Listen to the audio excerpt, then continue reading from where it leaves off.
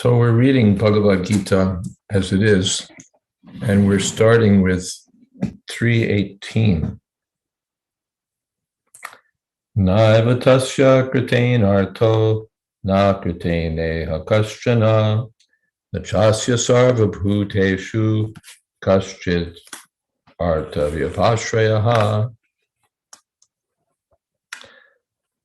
A self-realized man has no purpose to fulfill in the discharge of his prescribed duties, nor has he any reason not to perform such work, nor has he any need to depend on any other living being. Purport: a self-realized man is no longer obliged to perform any prescribed duty, save and except activities in Krishna consciousness. Krishna consciousness is not inactivity either, as will be explained in the following verses. A Krishna conscious person does not take shelter of any person, man or demigod. Whatever he does in Krishna consciousness is sufficient in the discharge of his obligation. Om Gyanatimirantasya Gyananjana Shalakaya Chakshurn Militam Jena Tasmai Shri Gurave Namaha. Shri Chaitanya Manobhistam Stapitam Jena Bhutale Swayam Rupa Koda Mahyam Tadati Shapadantikam Pandehang Shri Guru Shri Jatapada Kamalang Shri Gurun Vaishnavamscha Shri Rupam Shagrajatam Sahagana Raganatan Vitam Stam Sajivam Sadvaitam Savatutam Pradijana Sahitam Krishna Chaitanya Devam Shri Radha Krishna Padan Sahagana Lolita Sri Vishakhan Vitamscha. He Krishna Karuna Sindho Deenabandho Jagatpate Gopesha Gopika Kanta Radha Kanta Namostute Tapta Kamshana Gaurangi Radhe Vrindavaneshwari Prashabhanu Sute Devi Pranamami Holi Priye Vansha Kolpatarubhyascha Kripa Sindho Bhyevacha Patitanam Pavanebhyo Vaishnavebhyo Namo Namaha. Shri Krishna Chaitanya Prabhu Nityananda Shri Advaita Gadadhar Shivasadi Gaur Bhaktavinda. Hare Krishna, Krishna Krishna, Hare Hare, Hare Rama, Rama Rama, Hare Hare. Naiva tasya kritein arto na kritene akaschana nachasya sarvabhuteshu kaschid vyapashraya. This is the position of Krishna consciousness. Essentially, Krishna is arguing in the Bhagavad-gita that one must perform prescribed duties in Krishna consciousness. That's the overall context of Krishna's argument in this section. But he's also said in the previous verse, Yastratma ratir evasyad atmatriptas chamanavaha atmanyeva chasantushtas tasya karyam nividyate. A person who lives in Krishna consciousness for the atmaratir, a life of self-realization, taking pleasure in the self, Atmatripta, self-satisfied, self-illuminated.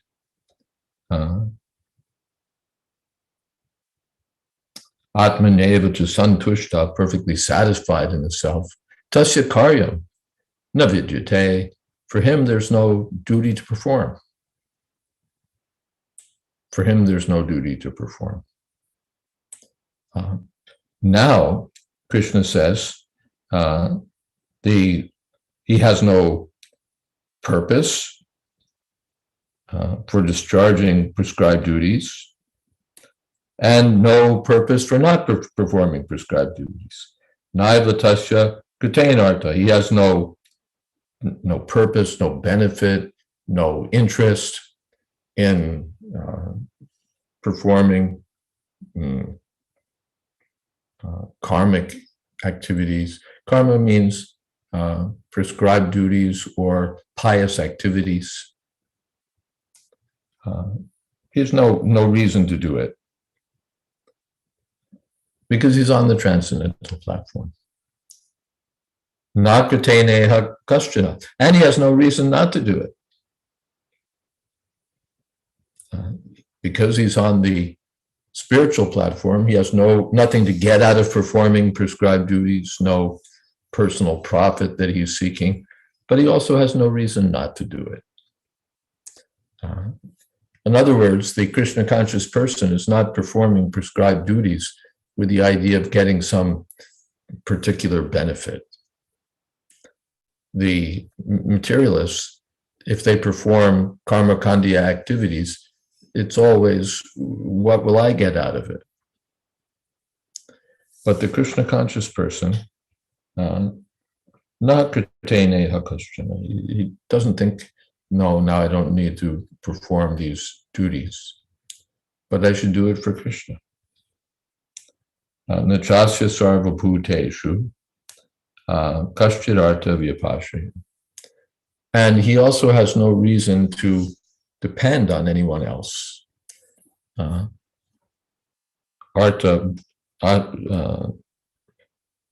Apashraya means taking shelter. Vyapashraya, specifically taking shelter. No, he has no reason no motive to accomplish by taking shelter of the Supreme Personality of Godhead. His mood is just let me serve Krishna. That's his purpose. Now, with your permission, I'm going to get myself a little water. Is that okay? All right, I'll be back in a moment. Okay.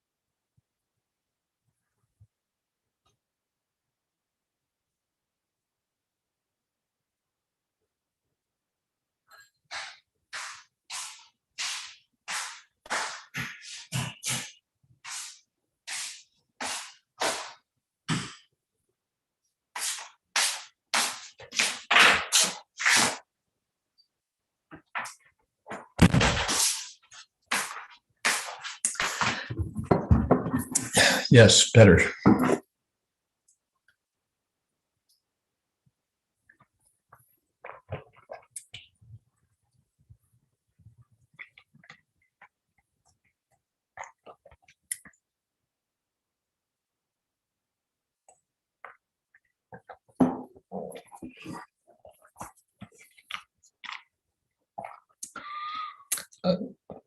Kashchidartha vyapashraya, and he has no reason to take shelter of anyone else, that is to depend on anyone else, or no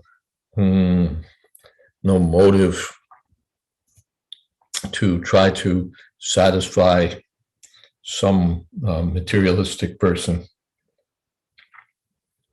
he works for the sake of, because it's his duty, or he works for the sake of satisfying Krishna, but not because he'll get something from it. That's not his purpose. His purpose is, this is what I'm supposed to do. All right. Is there any question or any comments on this so far?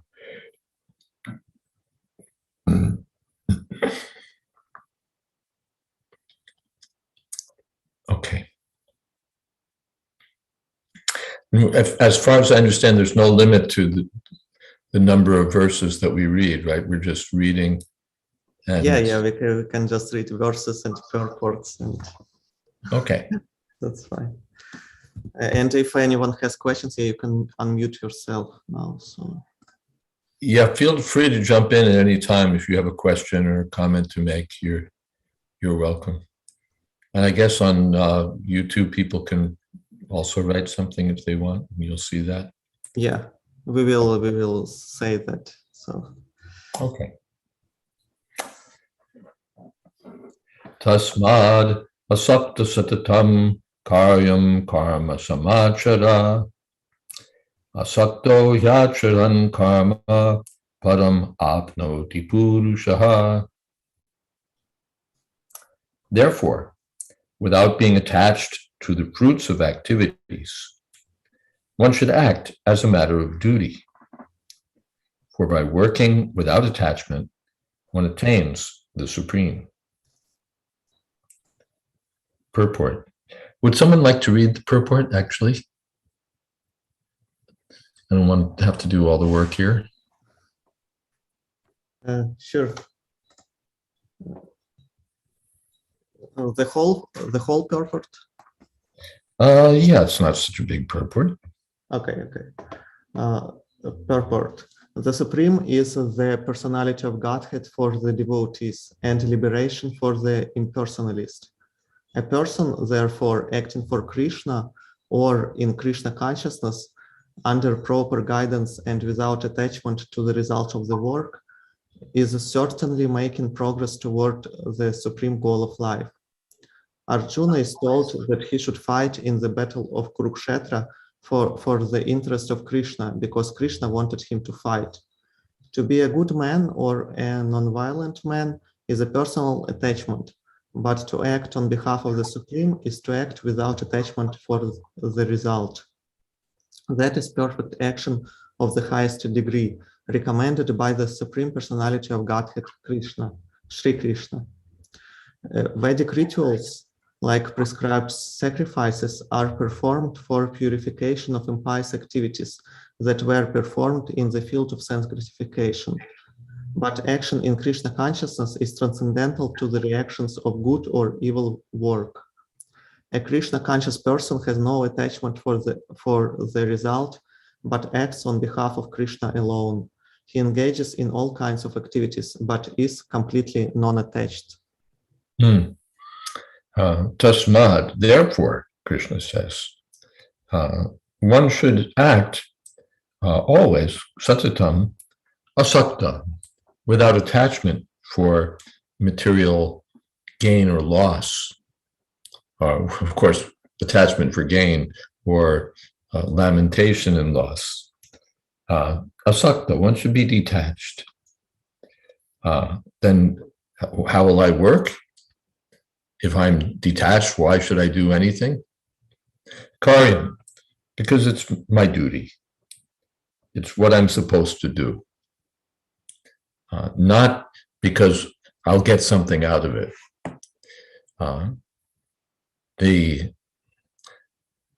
Yes, I may benefit or I may lose, but it's my duty. A king or anyone, he has to act according to his duty, not according to his personal preference. A judge has to make the decision that the law requires, not that he makes a decision that benefits him. I'll make some profit on the side, or I'll make like a bribe, or if I make this decision, then it will have an effect on some property I own and then I'll come to profit. No, that's not his concern. I have to carry out my duty as an impartial judge. That's what's required. A soldier, he has to perform his duty. What is that? There's a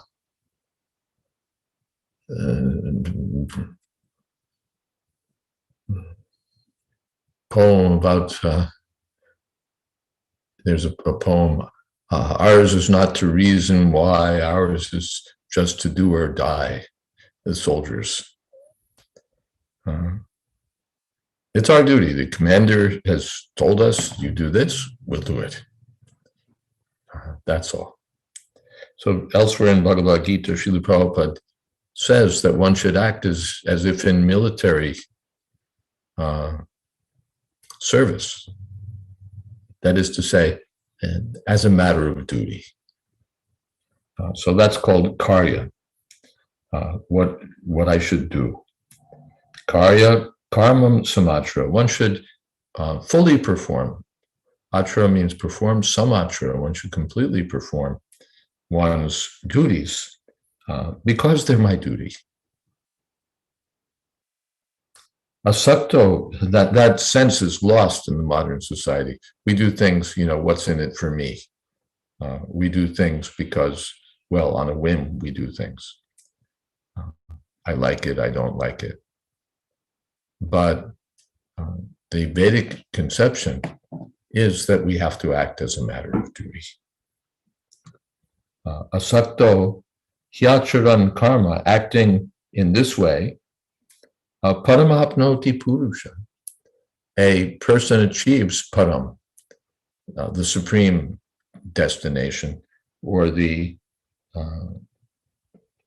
abode of Krishna, the personality of God. Paramapnoti purusha, one attains the supreme. Any comments or questions here?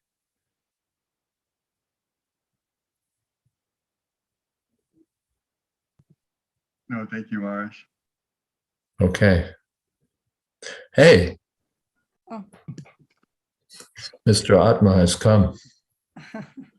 I have a question, Yes. Maharaja. It's quite often asked, okay,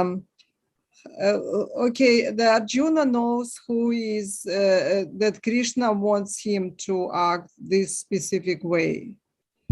How we know that that's what Krishna wants? Because you mentioned that it's our duty, but there is also mentioned that that's what Krishna wants.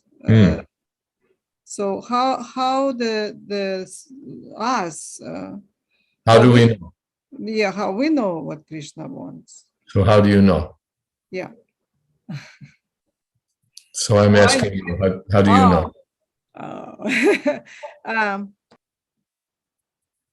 Well, being Krishna devotee, you kind of feel like you know, but like you feel that everything is in your life is the Krishna's arrangement, and you see him arranging it. So I kind of know that that's him because it's just working very well, and I also follow the scriptures and follow the guru, and so all this. Yeah. That one has to follow. What is that in the Bhagavad-gita? Tasmat shastra pramanam te, karya vyavastito. One has to know what to do and what not to do from shastra. Tasmat shastra pramanam te. The demons, that's their failing, that they never agree to follow shastra. They follow what they want to do. But a Krishna conscious person, he knows what his prescribed duty is from Shastra and from Guru, from the bona fide spiritual master. In a general way, we know what Shastra says, what's to be done, what's duty. We know the conclusions. But particularly, how does that apply to me? What work should I do? The spiritual master is there. Yes, you do this, you don't do that. He gives direction. So if I'm following the spiritual master, then I'm doing what I'm supposed to be doing. And if I'm not following my spiritual master, then I'm doing something else. So one should follow Acharya Upasham. One should follow the directions of the bona fide spiritual master. Then, because Sakshat Haritena, Samasta Shastra, all the Shastras say that the bona fide guru is the representative of Krishna. So either we take direction from Krishna, as Arjuna was doing, or we take direction from Krishna's representative, the spiritual master. That's considered identical. Krishna says, or the spiritual master says, or even Srila Prabhupada, he was asked, but you're not here to... No, then the temple president, the temple authorities. So some spiritual guide will be there, either the spiritual master personally or spiritual master's representatives. You do this, you don't do that. Please do this. Is that all right? Yes. Yes. Thank you. It's just sometimes, for example, you come to the Krishna consciousness when you already have specific duties. You perform them already. So you don't come to the spiritual master asking, can I do that? Because you're already doing that. Yeah. Yeah. And the spiritual master, sometimes that's what he says. Or you just continue. You just continue. And it's understood that this is, some things practically you don't have to ask. But other things we may ask if there's some question. Should I do this? Should I not do that? You don't have to ask, should I brush my teeth in the morning? Everyone knows that's part of our duties. But if there's some question, then we place it before the spiritual master. Do you want me to do this or do you want me to do that? Should I do this or should I do that? Yes. Okay. Yeah. Good. Thank you. Thank you. Thank you. Anything else? Okay.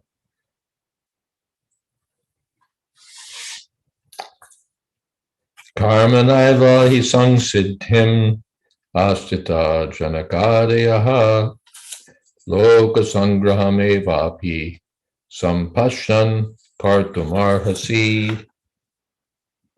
Kings such as Janak attained perfection solely by performance of prescribed duties. Therefore, just for the sake of educating the people in general, you should perform your work. So the Lord is pointing out the example of Janak Maharaj and giving Arjuna another reason why he should perform prescribed duties. Would someone like to read the purport?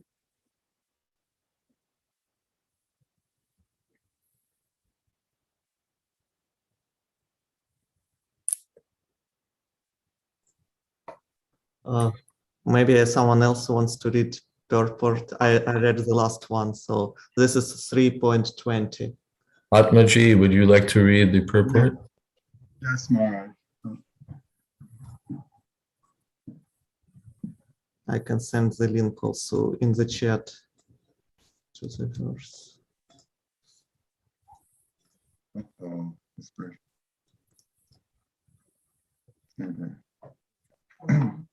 The edited version to be an issue. B19. 20, it's 20. Sorry. No, it's 9. Yes, I'm sorry, it's 20. Maharaj, translation and purport or purport? Purport. Kings like Janaka and others were all self-realized souls. Consequently, they had no obligation to perform the prescribed duties in the Vedas. Nonetheless, they performed all prescribed activities just to set examples for the people in general. Janaka, and Maharaj, you just stop me anytime you like. Janaka was the father of Sita and father-in-law of Lord Sri Ram. Being a great devotee of the Lord, he was transcendentally situated. But because he was the king of Mithila, a subdivision of Bihar province in India, he had to teach his subjects how to fight righteously in battle. He and his subjects fought to teach people in general that violence is also necessary in a situation where good arguments fail. Before the battle of Kurukshetra, every effort was made to avoid the war, even by the Supreme Personality of Godhead, but the other party was determined to fight. So, for such a right cause, there is a necessity for fighting. Although one who is situated in Krishna consciousness may not have any interest in the world, he still works to teach the public how to live and how to act.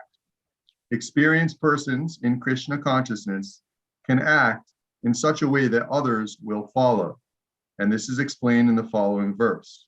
In the list of the Mahajanas, the great authorities in Krishna consciousness, Janak Maharaj's name comes. Swayambhu, Narada Sambhu, Kumara Kopila Manu, Prahlad Janak, Bhishma, Bali Vyasaki Vayam. There are 11 standard authorities in Krishna consciousness, and one of them is Janak Maharaj. So this example is cited by Lord Krishna that Karmanaiva hi sangsiddhim astita janakari. Being situated in prescribed duties, kings of former ages, such as Janak Maharaj, attained complete perfection. And they performed these duties to instruct others.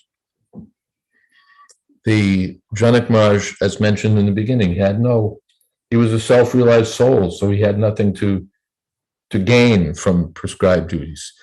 Naiva what is that? Jasya Kritain Arto? We just read. Not Kritain in a question. Naiva Tasya Kritain Arto. He has no need to perform prescribed duties. It's already on the transcendental platform.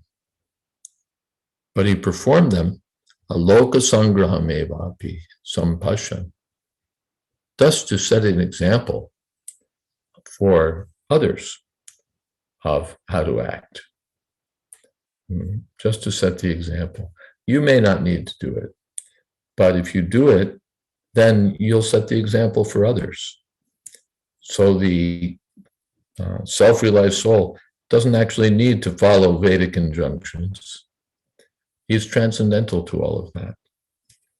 But just to set the example, he follows them.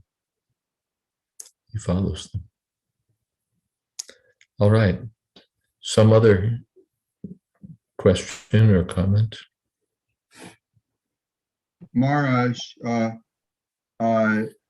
David Plaxer, one of our guests, forwarded to me a question, which I assume was intended for me to convey to you. In any case, that's what I'm going to do, if it's all right with you. Yeah. Okay. You don't mind if I put some drops in my eyes meanwhile, do you? Okay. Go ahead, Maharaj. So here goes. I'm just reading it. It seems in my experience that people often get hung up, and this is regarding a comment made after you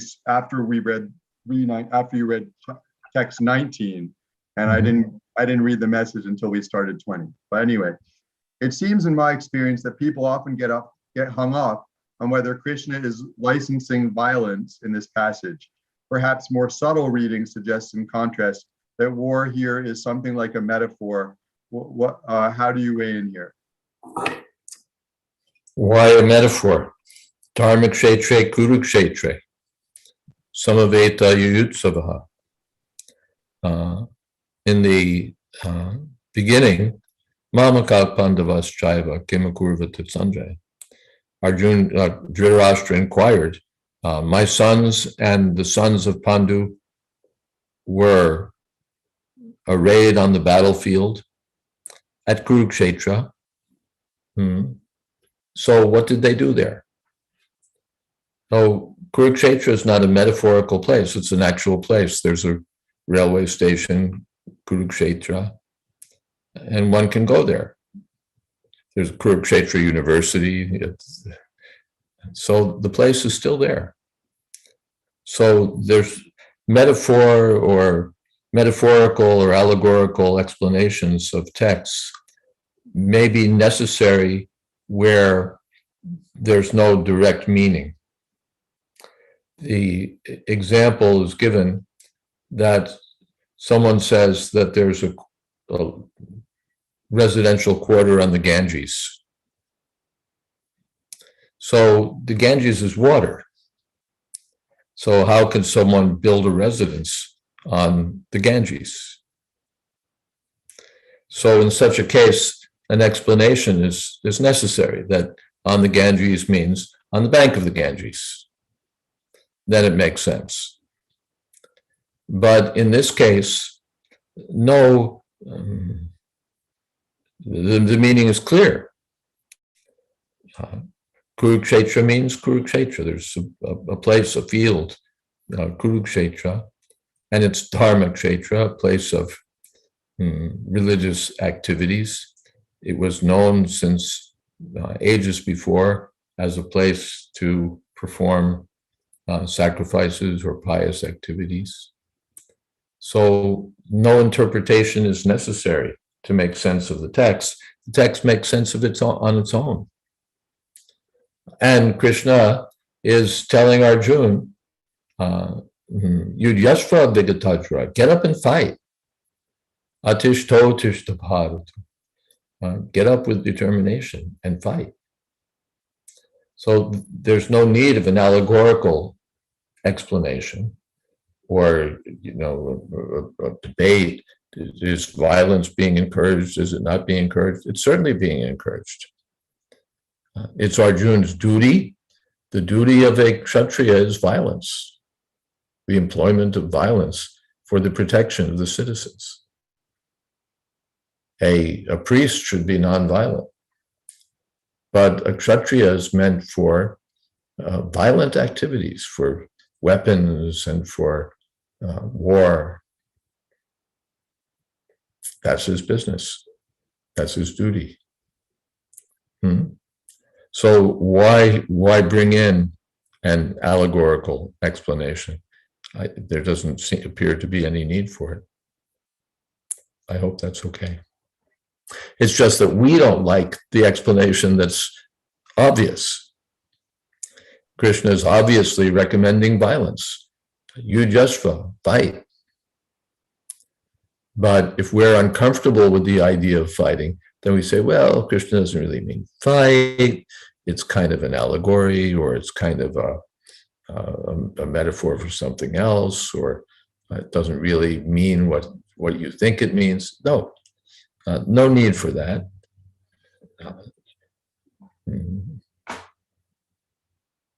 Fight. Mamanusmara Yudhyacha. Think of me and fight. Is that okay? Maharaj, I received the message from David Platzer, who asked you the question, saying thank you. I think that was thanking you. He may have also thanked me for asking the question for him. I think he was thanking you. And I have a follow-up question now. Yes. Because of course, you and I, we've heard that issue raised before, right? It's not an uncommon issue that gets brought up when people consider the Bhagavad-gita a spiritual book. How could you encourage fighting? So how could God encourage fighting? So I guess I was just thinking, well, you said metaphor, one as a default rule, one would not assume that a point is made as a metaphor if it can be understood literally in a way that makes sense. I think that's basically what you were saying. Yes.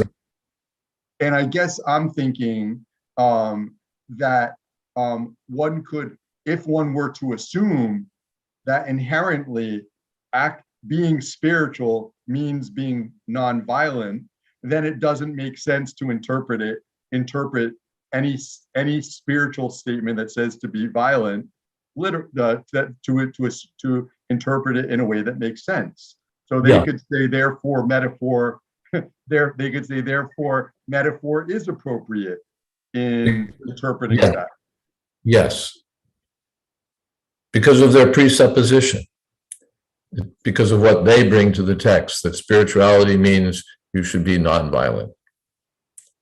But Krishna deliberately sets the text in the battlefield, where violence, and that's Arjuna's central dilemma. He thinks that it will be more spiritual, or it would be better, tanmek shemataram bhavet, it would be better to die. It would be without any protest, without any weapons. Let the Kauravas kill me, unresisting and unarmed. That would be better than opposing them in battle. So that appears to be a very noble position, but Krishna rejects it as useless. So we have to see that way.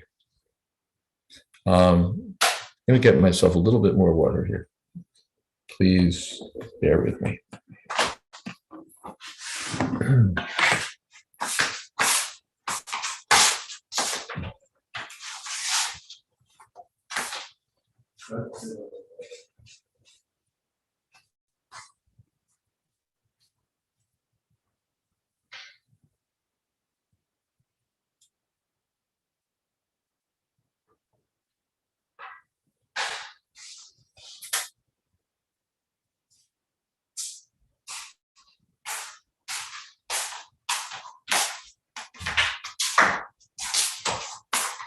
Okay.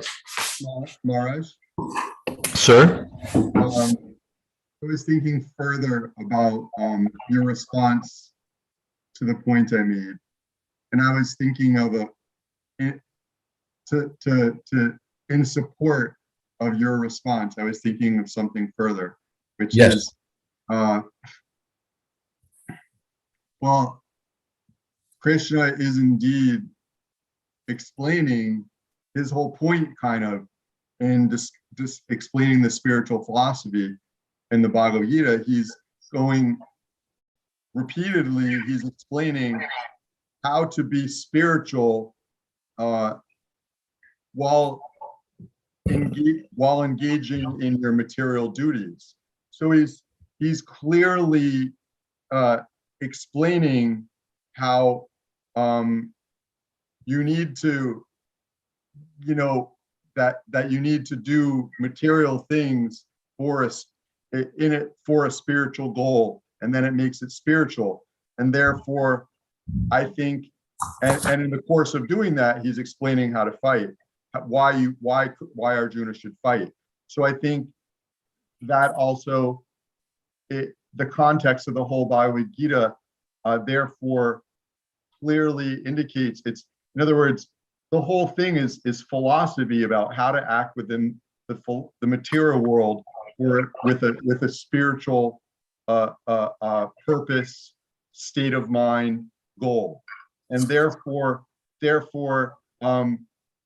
it actually doesn't make sense to interpret to assume that any spiritual statement that's made about something in this, doing something in this material world, is meant metaphorically, because practically the entire Bhagavad-gita is about how to do things in the material world, but in a spiritual way. Exactly. How to do things in the material world, but in a spiritual way. Also, in the 18th chapter, Krishna says that every endeavor is covered by some fault. Tyajyam doshavadyate karma prahur manishina. Yagyadana tapa karma natyajyam iti chapre. One shouldn't give up prescribed duties as faulty. Every prescribed duty has some fault. If you're a Brahmin, you may have to perform animal sacrifices. If you're a Kshatriya, you may have to kill. If you're a Vaishya, you may have to, well, you will have to make a profit at the expense of others, and maybe you have to tell some story to get people to buy. If you're a Shudra, you have to carry out the orders of a master who may not always be the best person, but it's a matter of duty. It's a matter of duty. So in support of what you say, spiritual life doesn't mean giving up things that don't appear to be spiritual, giving up actions that don't appear to be spiritual or don't appear to be good. However it appears, if it's my duty, I have to do it. A judge has to order someone to be hanged. That's the law. He can't say, well, I don't think capital punishment is very good, or but he's my cousin or whatever. It's my duty. The law is clear. I have to decide in favor of your being hanged. Why? Because that's what the law prescribes. So one has to act according to Shastra. The judge can't say, well, it says that you're supposed to be hanged, but hanged can mean something else. It's sort of a metaphor for you should be punished. Punishment should be this way or that way. We can't do that. The judge has to read the law as the law is meant to be read, not as he'd like to read it. So Bhagavad-gita should be accepted as intended by the author, or as Krishna is speaking it, as it is, not interpreted to fit a political philosophy or our own presuppositions about what's spiritual. Is that okay? Very interesting, Maharaj. Thank you. Thank you. You brought up good points. Shall we move forward? Yes. Okay. Yad yada kirti shreshtas tattare vetaro janaha sayat pramanam kurute lokastad anuvartate. Whatever action a great man performs, common men follow. And whatever standards he sets by exemplary acts, all the world pursues. Purport? Maybe Yugala Priti wants to read.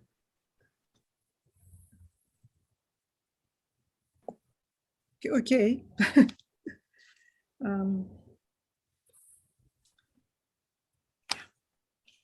People in general always require a leader who can teach the public by practical behavior. A leader cannot teach the public to stop smoking if he himself smokes. Lord Chaitanya said that a teacher should behave properly before he begins teaching. One who teaches in that way is called Acharya, or the ideal teacher. Therefore, a teacher must follow the principles of Shastra, scripture, to teach the common man. The teacher cannot manufacture rules against the principles of revealed scriptures. The revealed scriptures like Manu Samhita and similar others are considered the standard books to be followed by human society. Thus, the leader's teaching should be based on the principles of such standard shastras. One who desires to improve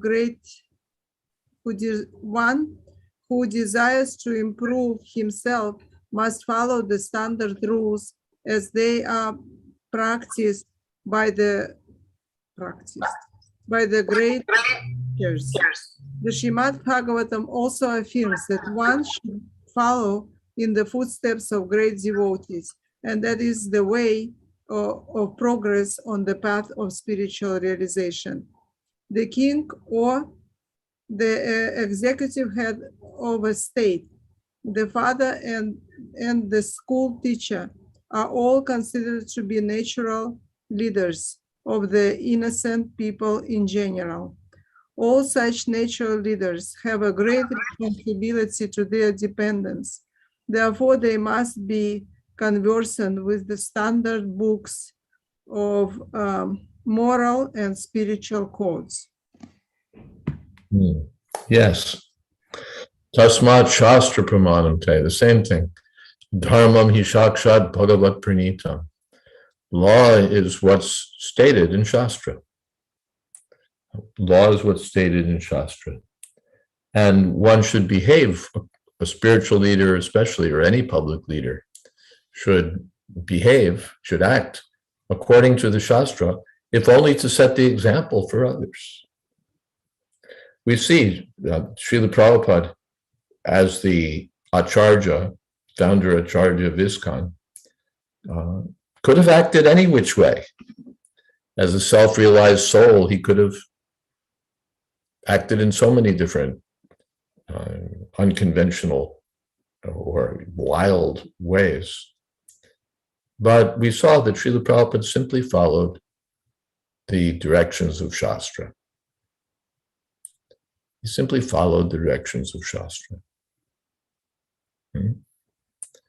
And encouraged others that you also do this. So yad yad acharati shrestha. Shrestha means the best, the leading person. However they act. Yad yad means any way, any which way that they act. Yad yad acharati shrestha tattadevetanojana. The people in general will take it that this is the example. This is the example. This is the standard, what they do. I'm just compiling a book about Srila Prabhupada's kirtan, standards for kirtan. And there, these dynamics are very much at work. Someone starts something, he chants some mantra that he heard somewhere, or he innovates in some way, and then others take it. This is what we're supposed to do. This is what we're supposed to do. So one has to be, as a teacher of Krishna consciousness, one has to be very careful to see that what I'm teaching is the same thing that the previous acharyas have taught. And I have to teach it not only by words, but by body and mind. Not just talk. As they say, talk is cheap. We had a science teacher when I was in maybe junior high school, and he was a good teacher, but he wore a white shirt, and in the pocket of that white shirt, there was always a packet of cigarettes. So what kind of example is that? I always thought that this man is, he's supposed to be a teacher, but look at this, he's a fool. He's smoking this useless stuff. Even back then in the 1960s, we could understand that, this is foolishness. So he's our teacher, but what is he doing? So the concept of teacher is a person who follows. The ideal concept is the person who follows the Vedic Shastra. The parents, the teachers, their example is so crucial. It's said commonly, the example speaks louder than words. So the Arjuna is being urged that you're a leading person. You're the most heroic fighter.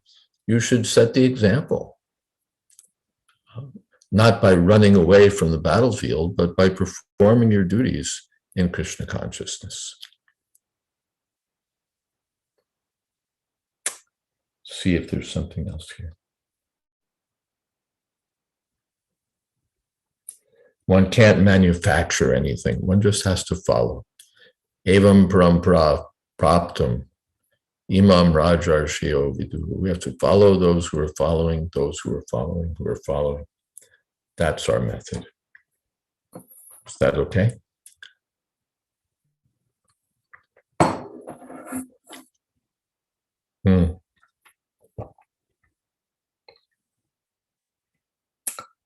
Now Krishna is going to take that argument one step further, and we'll see how he does it.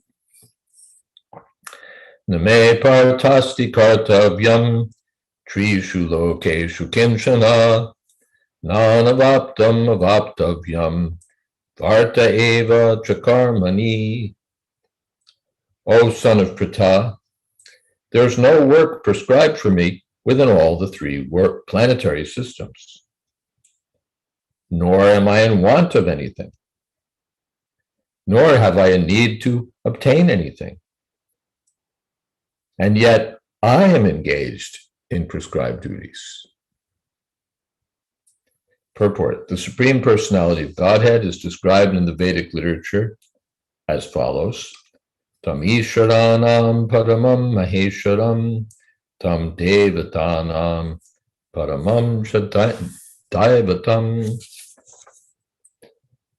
Patim Patinam Paramam Parastad Vidatma Devam Bhuvanesham Idyam Natasya Karyam Karanam Chavidyate Natat Samaschab Yadikashcha Drishyate Putrasya Sakyur Vividham Parasya Shaktir Vividhaiva Shruyate Sabhavaki Gyana Balakriyacha. The Supreme Lord is the controller of all other controllers, and he is the greatest of all the diverse planetary leaders. Everyone is under his control. All entities are delegated with particular power only by the Supreme Lord. They are not supreme themselves. He is also worshipable by all demigods and is the supreme director of all directors. Therefore, he is transcendental to all kinds of material leaders and controllers and is worshipable by all. There's no one greater than him, and he is the supreme cause of all causes. Now, he does not possess a bodily form like that of an ordinary living entity. There's no difference between his body and his soul. He's absolute. All his senses are transcendental. Any one of his senses can perform the action of any other sense. Therefore, no one is greater than him or equal to him. His potencies are multifarious, and thus his deeds are automatically performed as a natural sequence. Natasya karyam karanam chavidyate. There's no work prescribed for the personality of Godhead. No one's equal to him, no one's greater. So the Natasya karyam karanam chavidyate, or as it's said in the verse, Namek partasti kartavyam trishu lokeshu kinchana. No work prescribed, no duty that I have to perform anywhere in the three worlds. No one can tell me, sir, you have to do this, you have to do that. I'm the Supreme Personality of Godhead. I can do as I like. That's Krishna's position. And it's confirmed in the Svetashrata Upanishad.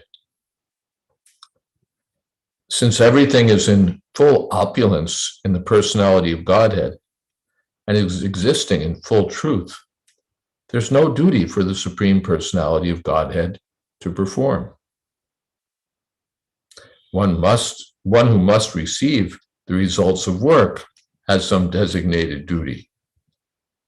But on the whole, but one who has nothing to achieve within the three planetary systems certainly has no duty. So this is Krishna's position again, that he's fully opulent. There's nothing for him to gain in this world. So he has no reason to get involved in fruitive activity or in fighting activities or any activities of this world. And yet Lord Krishna is engaged on the battle of Kurukshetra, on the battlefield of Kurukshetra, as the leader of the Kshatriyas, because the Kshatriyas are duty-bound to give protection to the distressed. Although he's above all the regulations of the revealed scriptures, he does not do anything that violates the revealed scriptures. We see in Krishna book that when Krishna was living in Dwarka, every day he was performing the prescribed duties of a householder, the prescribed duties of a Kshatriya. Now, why should he do that? He has no duty to perform. You know, when we have a duty, we think, yes, I must do this because it's my duty. But for Krishna, no duty. He can do whatever he likes. But just to set the example, because he's given the Vedas in the form of his expansion as Srila Vyasadeva. So,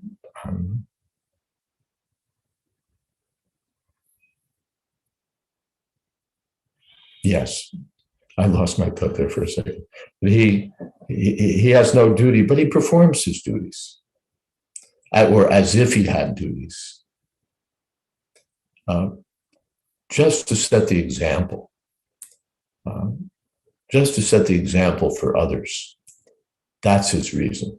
So Krishna's argument is that, Arjuna, you should also do this. Even if you think you don't need to do it, you should do it to set the example. That a Kshatriya doesn't run away from a battle. He doesn't flee the battlefield or avoid the battlefield because friends are on the other side or family members even are on the other side. It's your duty to kill, Krishna tells Arjuna. It's your duty. You have to do this. So,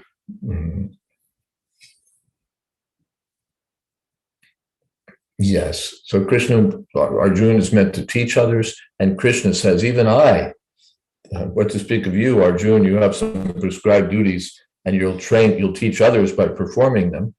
I have no prescribed duties, and yet I will act as if I did for the enlightenment or the upliftment of others, just to set the example, because they'll follow a leader like me.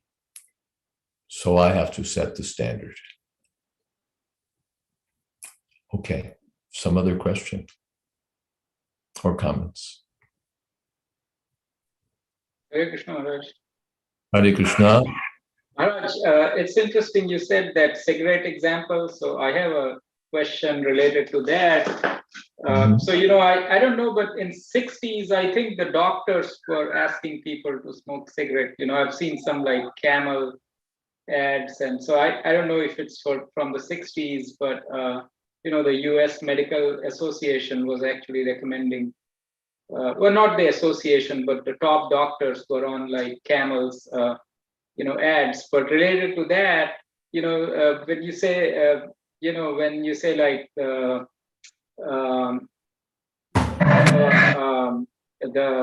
leader, he sets the standard, but sets the standard as per whom? Because we see like right now, it's like the standards by this society are they're opposed to dharma.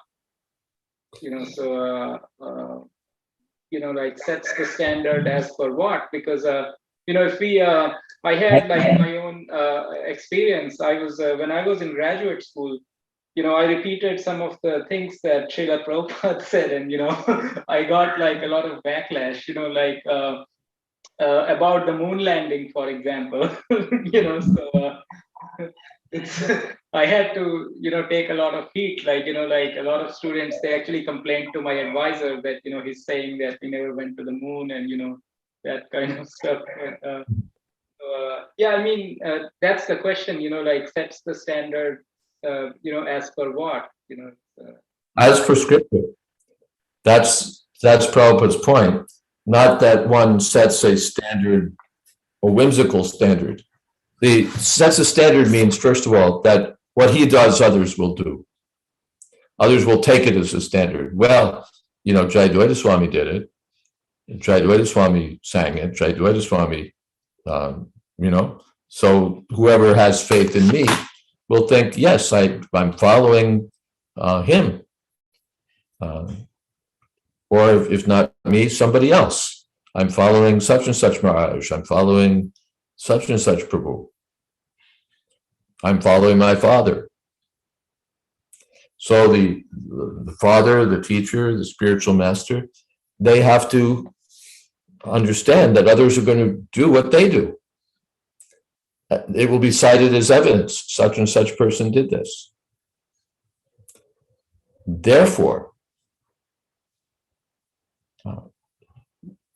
those who will act as examples, those who act as examples, have to follow Shastra, not whimsical man-made law.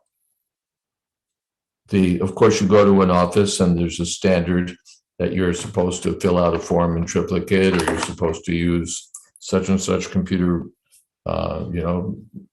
MATLAB, or whatever standard it is that's prescribed. So you don't say, no, where is that in scripture? These are ordinary things. But overall, what is my prescribed duty? That I have to take from Shastra.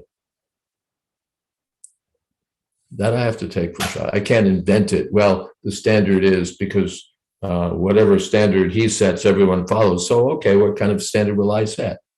Maybe a little of this, little of that, something imagined or no, I have to follow the previous acharyas, the previous Mahajans, Mahajaniyena Katasapanta. I have to follow the Shastra, I have to follow the Guru. Then that example others can follow with confidence. Not that I just go up, I ad lib it, I make it up as I go along. That kind of standard won't help us. Is that okay?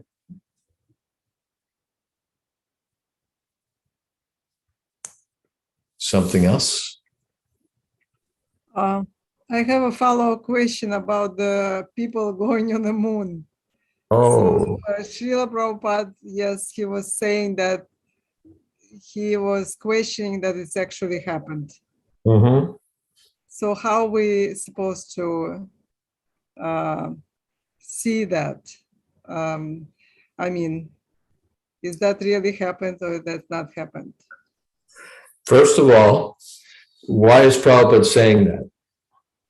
First reason is, according to Shastra, the moon is a heavenly planet.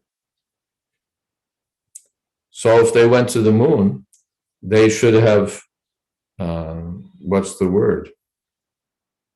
Well, first of all, to go to the moon, to go to the heavenly planets, you have to be qualified. You have to be pious. Just like these days, unless you're double vaccinated, you can't go to such and such country. They'll refuse you entry. They have their requirements. So the heavenly planets have stringent entry requirements. You have to be pious. You have to perform so many pious activities, not just that you light a fire on the end of a tin can and propel yourself to the moon, and then you're welcome there. No, there's even, like Prabhupada said, to come to America. Where's your visa? Where's your this? Where's your that? Can't just sail in. So Prabhupada said that for the moon, one has to perform pious activities. They didn't perform them, so they couldn't have gone. And the moon is a heavenly planet, They only supposedly saw some dust, some craters, some rocks, and they sent some rocks back. But that doesn't match the description of the moon. So how could they have gone? You know, it's like if I say I went to Fiji and it was cold and it was a desert and it was uninhabited. No, then I couldn't have gone to Fiji. Fiji is a warm place with many residents and lush with vegetation. So if I went to a desert, that's not Fiji. So the description of the moon is there, but their description of what they saw doesn't match, so they couldn't have gone. That's the first of Prabhupada's arguments. The rest are sort of common sense arguments. One argument Prabhupada gave that I wrote about in Back to Godhead, you can look up my article. I've written a couple of articles. What was the name of it?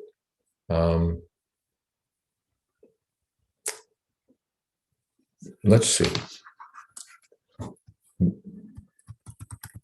Maybe I'll find it quickly for you. But the gist of it was that if they went to the moon, why aren't they going back? Why aren't they going back?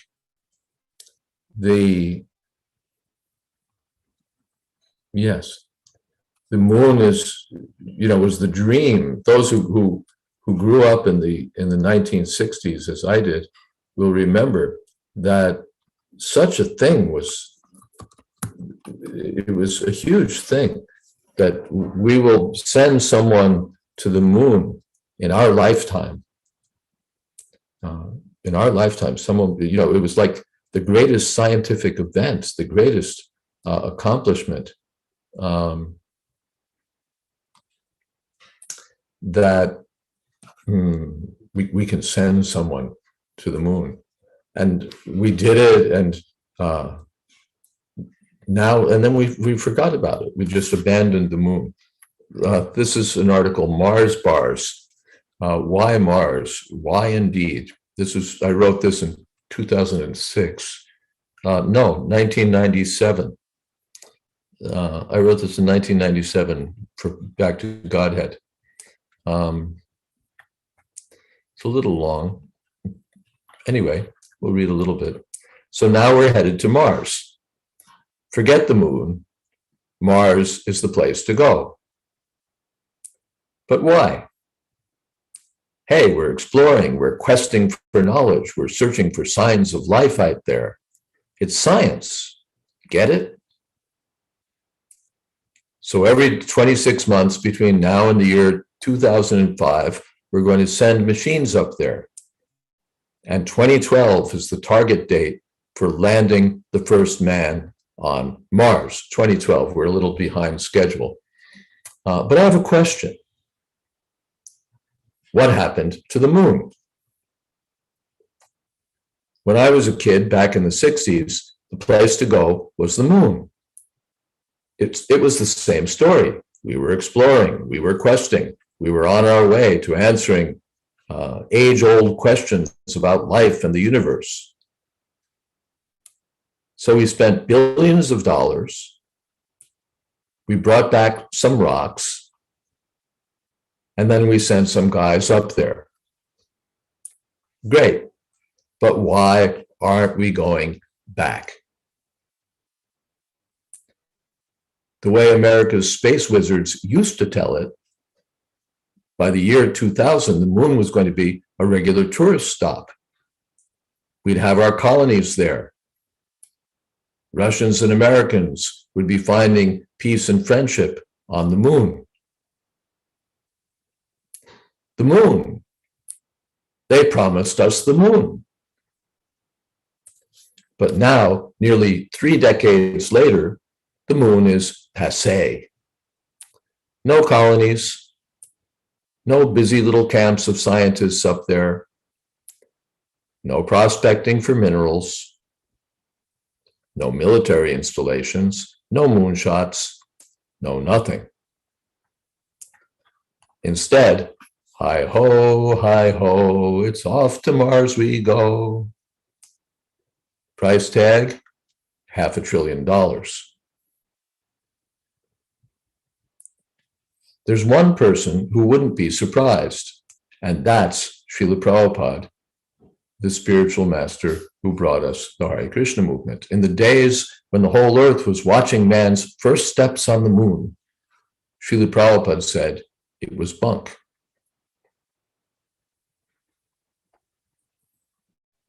According to the Vedas, Srila Prabhupada said the moon isn't such an easy place to land. The moon is Chandraloka, a heavenly planet. It's not cold and desolate. It's full of life. It's an abode of pious souls born there as a reward for the noble deeds of former lives. And those pious souls on the moon aren't keen on receiving tourists, especially not low-minded, beer-drinking, meat-eating Americans on a mission to conquer space. Even to get into America, Srila Prabhupada noted, you need a visa. Try to bust your way in and you're up against the American government. No documents, no permission, and you're blocked out. Then why should the moon be so easy? Srila Prabhupada's conclusion, we didn't go.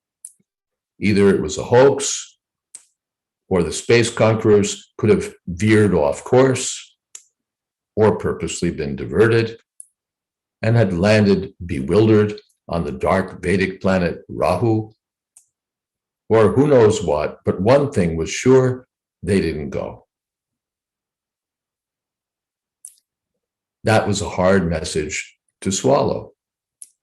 Hadn't we seen them on the moon with our very eyes?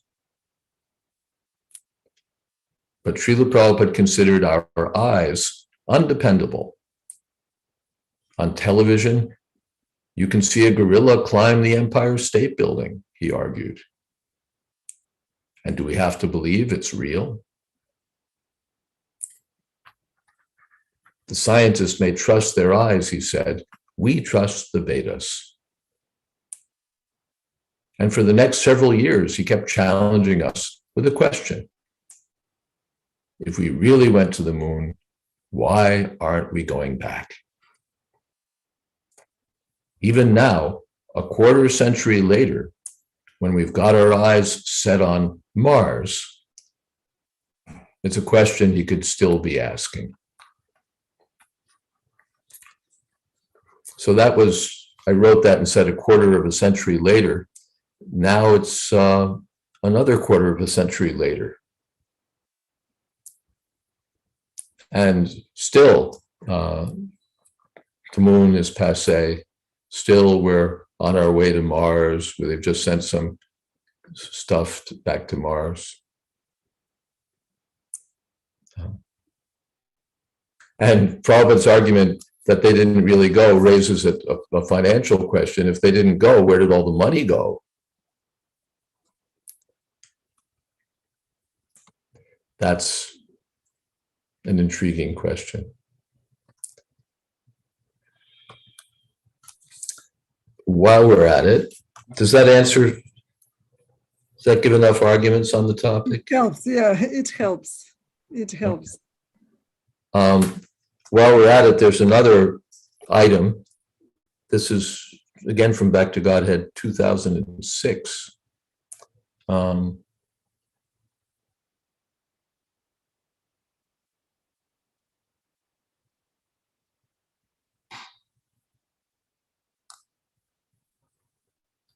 According to an August, the title is NASA Spaces Out. According to an August 15th news item, a spokesman for NASA says the US government has misplaced the original recordings of the first moon landing and the other 5 landings as well. We've been looking for over a year and they haven't turned up, the spokesman said. In all, some 700 boxes of transmission from the Apollo lunar missions are missing, he said. The only recordings NASA still has are copies of the television broadcasts, but those are of lower quality than the originals. Because NASA's equipment was incompatible with TV technology of the day, Reuters reported, the original transmissions had to be displayed on a monitor and reshot by a TV camera for broadcast. Now the low-grade reshot versions are all that's left. Hare Krishna devotees are unlikely to be surprised. At the very least, the loss is an instance of what the Vedic literature points to as one of the fourfold human defects, the tendency to make mistakes. Or perhaps it's something more. Back in the 1970s, Srila Prabhupada had some controversial things to say about the moon landings. And then I referenced the article I wrote about Mars. Still relevant, not much has changed since then. Oh, but one update. According to rumor, sources close to the State Department say the missing boxes may have been stolen by agents of Osama bin Laden, who may be hiding them on the moon. That's not a problem, but what about the weapons of mass destruction that never turned up in Iraq? What if Al-Qaeda has stashed them on the moon too? We better get back up there fast. All right. Yes, Quick comment. you're distorting out and we're not hearing you. Can you hear me now? No. Yeah, maybe in the audio settings, you can turn your volume, microphone volume up. How about now? It's the same. Oh, Same. great. Is it okay now? Very good. Oh, good. Okay. So Mara, you remember approximately kind of around the time when I joined the movement. I mean, you may not pinpoint the year, but you remember those days. So I joined in 1989, 90. And of course, that was sort of like your article that you read from was 97. So I joined even before that. You know, the landing, the supposed landing on the moon was a little before I was born. I was born in 71. So when I was born, when I was growing up as a little kid, I'm not sure if color TVs existed. If they did exist, they were more rare. Mostly what we had, if not entirely, what, Maraj, you're muted, Maraj. Still. Yeah, we had color TV back in the late 60s. Okay, so there were a few of them, but maybe, you know, I grew up in my household. My household, we had mostly black and whites. So technology was, you know, on the lower end then. And I also, to provide some context, I remember in my growing up in my bedroom, there was a large black and white photo of the astronauts apparently on the moon. And so that was all part of my upbringing. When I heard Prabhupada say that people didn't go to the moon, it struck me as odd, but interestingly, a sign of my, perhaps something about my having some affiliation with Krishna in the past. It didn't really bother me. I was like, okay, even though I didn't know much of the philosophy, I was like, oh, that's interesting. Now, here's what I wanted to get to, with the point I wanted to make, which was, so back then in the early 90s, when I was in the temple, there were certainly some people who would come to the temple or read the books or even move into the temple to try it out. And they just could not handle this concept of Prabhupada saying, no, you know, they never went to the moon. And for me, it was never an issue. But what's funny is the same question that was sort of like a deal breaker for these persons to be a devotee or not in the early 90s, it's the exact same question now. And yet in the early 90s, they didn't have the internet. They had advanced beyond the black and white TV. Okay, but they didn't have the internet. Then, in the late 90s, internet came out in 2001. Then the .com, there was a bust. But I mean, technology has just advanced so much since I joined the temple in 1990. And so I'm just reinforcing the point of your 1997 article, which is back then when you're saying, well, 97, you're saying, well, why didn't you go to the moon again? Why don't you have some, tell me about what you did since that first time you went to the moon. And now, like you said, as you joked, it's another quarter of the century has passed. So they made all these technology. They've done so much with the internet, Zoom, video meetings, and Amazon has taken over the world. It's compared to USPS.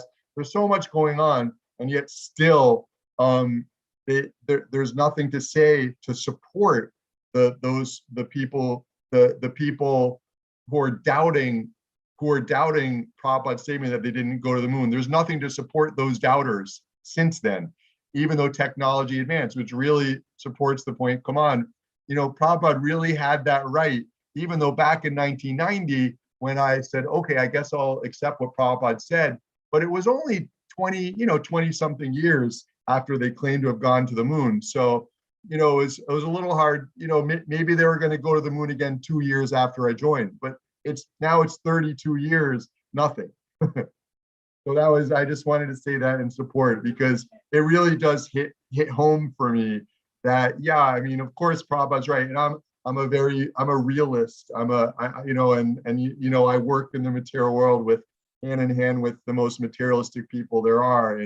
But to me, whatever Prabhupada said, it's just spot on. Can I change the subject, Mars? Because before, I know we're close to wrapping up, but David Platzer, who I asked a question on behalf of earlier, he had one more. Should I ask that now, Marsh? Yeah, Gaurav has a question too, or something to say. Okay, so what should I do? You're in charge. Who am I? Okay, so I'll ask the question, you can answer, and then assuming there's still time, maybe Gaurav will ask the last one. How about that? Okay, fine. Okay, so David, this is, now I'm saying this to you for a second. I hope this is all right with you, but I'm going to paraphrase your question because I do believe I got it. So the question regards Krishna. So the verse you were reading, yad yad acharitri shreshtas, whatever act a great man does, the common person follows, right? So, and then David's question is regarding Krishna, when Krishna is acting as that great man who sets the example for others to follow, as distinct, just as Janaki Maharaj also would be setting the right example. So as to Krishna, the question is, so when Krishna is setting the right example, doing his duty, thus setting the right example, is because he doesn't have to do these duties since he's not conditioned by things of this material world. Is he acting out of love?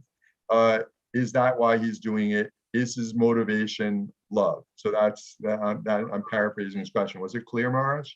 Last part of the question again before we got to love. Well, no, it's, I mean, if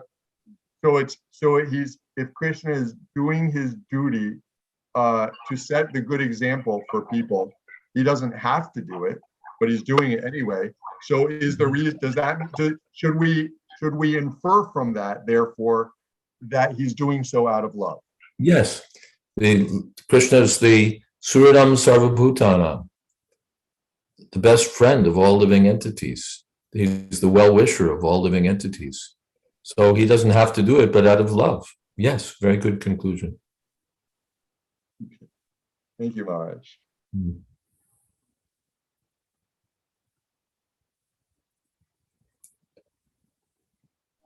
So should we move? Should Gaurav ask his question now? I think so. Okay, Or- Gaurav, you got the floor. Hare Krishna Maharaj. The It's virtual. yeah, I think I'm sorry, it's about the moon thing, but I always wondered why didn't they record any videos from Earth, from the telescope? Because I think they went on the near side of the moon, so I'm sure they could have recorded some video from like some location where I'm sure if they spent so much money, that would have been more credible. I mean, if I saw that evidence, from like some kind of a video from Earth, from a telescope, I think it's very possible.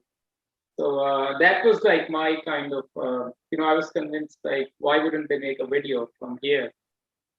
And I should say that the trustworthiness of these sources is highly suspect. In regard to the 9/11 business, the official 9/11 report cited one Sheikh Mohammed something or other who was in captivity. He was the source for a lot of information. And it came out that he'd been like waterboarded 100 and some odd times, which was astonishing. It was sort of testimony to the man's fortitude. He may have been an evil cuss, but he withstood that many waterboardings. And but the interesting thing was that, of course, all of these interrogations were taped. They were all videoed. As a matter of, you video a key witness like that so you can review again and again what he said and analyze that material and perhaps use it again in further interrogations. And when the CIA was asked for those, or required to produce those tapes, I believe there was a court order, they said they were lost or destroyed. So, for any, but the most naive observer, it's understood that these things were so terrible to see that the CIA must have destroyed them. That's the obvious. Maharaj, just on that 9/11, I see so many people, so many Americans like refusing to fly without masks. It's hard to imagine that they would let their planes be hijacked. Like we see all these videos of people fighting because they don't want to wear a mask, and So and they were saying when the planes were hijacked, they were saying because Americans are they got scared of the box cutters, and I see all these people fighting, men and women. I can't accept that they couldn't fight the hijackers because they seem to just I see like they seem to like crash the airline staff and security. So well, this topic could fill a large seminar, and it wouldn't necessarily be a very Krishna conscious seminar, although I think we could tease out from it some valuable learnings that would be consistent with or supportive of or illuminating for Krishna consciousness. But this is a subject that would take considerable discussion. I could refer you, though, I think perhaps our thoughts, we share perhaps some similarity in the way we look at this. If you go to my website, jswami.info, and you look under social commentary in the menu at the top.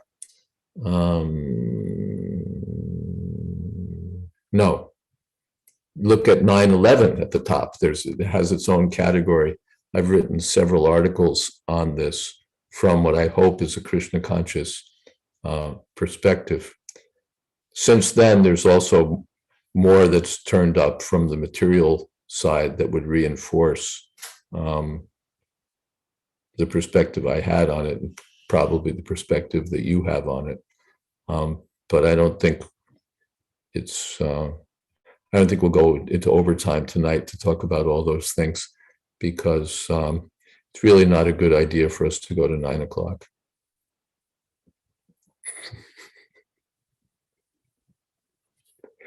And especially on something that's not ultimately our central concern. Although I have to say I found it quite instructive for those who don't have, for those who think that chapter 16 of Bhagavad-gita is perhaps a little overblown, a little overstated. I think the events of 9/11 are instructive.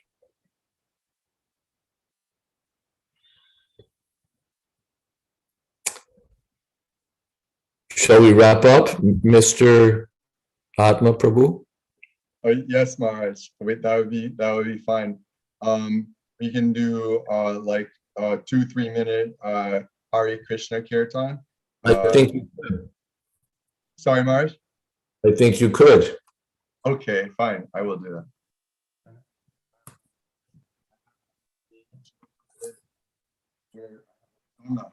So let's try that.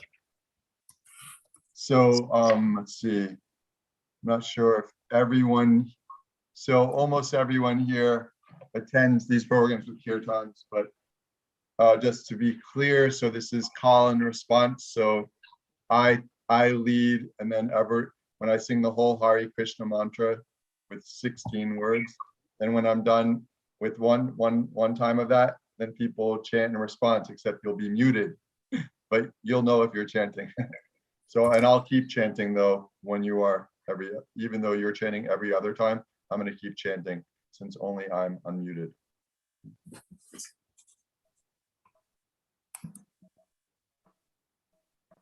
Hare Krishna, Krishna Krishna, Hare Hare, Hare Rama, Hare Rama, Rama Rama, Hare Hare, everyone. Hare Krishna, Krishna Krishna, Hare Hare, Hare Rama, Hare Rama, Hare Hare.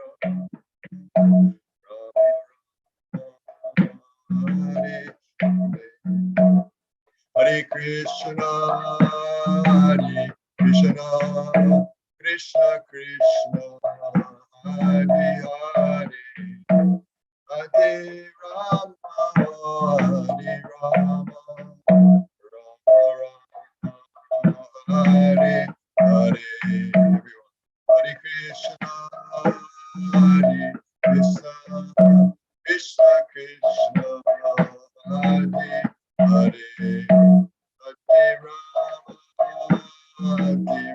Rama, Hare Hare. Hare Krishna, Krishna Krishna, Hare Hare, Hare Rama, Rama Rama,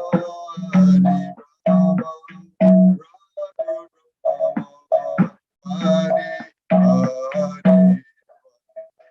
Hare Krishna,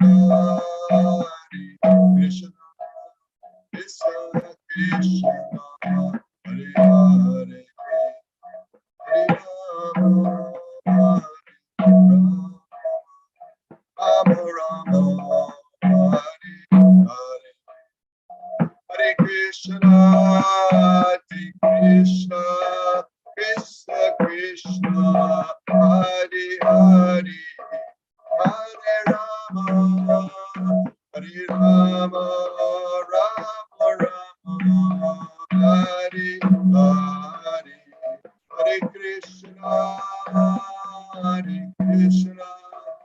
Krishna Krishna, Hare Hare, Hare Rama, Hare Rama, Rama Hare Hare. Hare Krishna, Krishna Krishna, Hare Rama, Rama Rama, Hare Hare. Hare Krishna, Krishna Krishna, Hare Ram Ram Hare Hare, Hare Krishna Krishna Krishna Hare Hare, Hare Rama Rama Rama Hare Hare, Hare Krishna Krishna Krishna Hare Hare,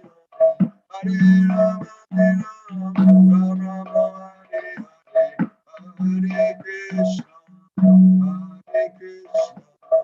Krishna Krishna Hare Hare, Hare Rama Hare Rama, Rama Rama Hare Hare, Hare Krishna Krishna Krishna Hare Hare, Hare Rama Hare Rama, Rama Rama Hare Hare. Jai Prabhupada, Jai Prabhupada, Jai Prabhupada, Jai Prabhupada, Jai Prabhupada, Jai Prabhupada ki jai. So if devotees and friends would like to unmute yourself, this is a good time when you could join me in expressing appreciation for His Holiness Jayadvaita Swami for being our special guest this evening and enlightening us and sharing his wonderful and kind association. So we can do it now if you like. His Holiness Jayadvaita Swami ki jai. Jai. Haribol.